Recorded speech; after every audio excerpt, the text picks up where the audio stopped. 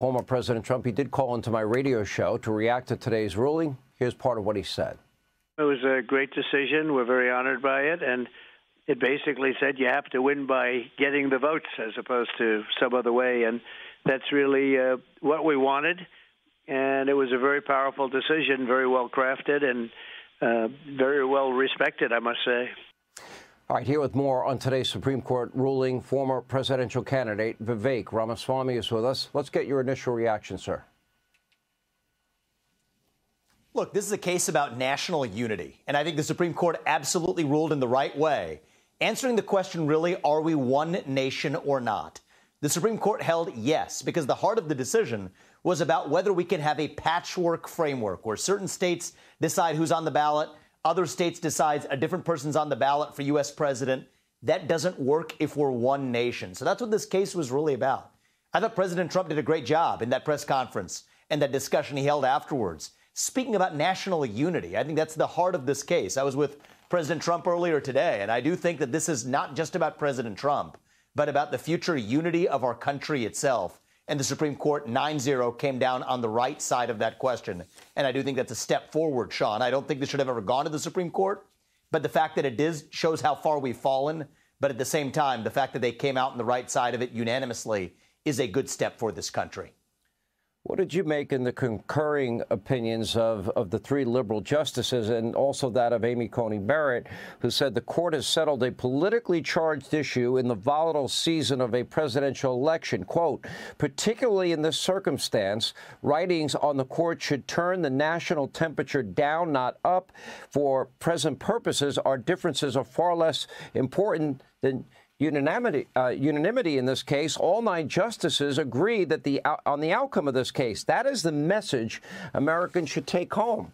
That was a pretty, usually justices will not acknowledge political circumstances surrounding a particular case. She did go there. Your reaction to that? I think Amy Coney Barrett's actual one-page concurrence was useful. Now, if you want to go a layer deeper, Sean, and you're asking about this, what do I see in that concurrence? What you actually see is they said, OK, the states can't do this, but the federal government could do it, even actors in the federal government outside of Congress. So you want to read the subtext of this. What I think is happening is the court is buying themselves some political latitude to say there's going to be other Trump-related cases that come before the Supreme Court now. So what you see from the liberal justices is saying that 3 of them did swing over for a 9-0 unanimous ruling here. But they say other actors in the federal government, even outside of Congress, could have had that authority anyway.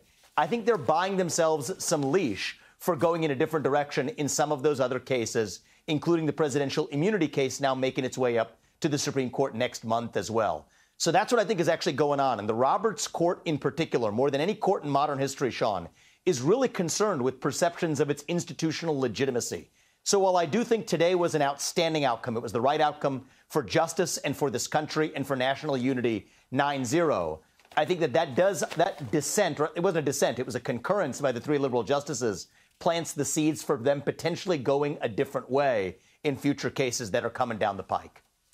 How dangerous, Democrats as a part of their strategy, I think they'll talk about January 6th and Trump is evil, abortion, and the obvious book that they always use, the Democratic Party, Republicans are racist and sexist and homophobic, and the list goes on. I've mentioned it many, many times. But when you actually look at the heart of this, what would the result be if, in fact, we have one politician having the power to just unilaterally, for whatever reason, declare a candidate ineligible to be on a ballot? What are the long-term consequences of this? The long-term consequence is undoing what we set this country into motion in 1776. That's a monarchy, not a democracy, where one autocrat, one monarch, one individual gets to decide who the people can and cannot elect. And 250 years ago, Sean, we had our founding fathers who fought a revolution to say that for better or worse, we the people decide who governs.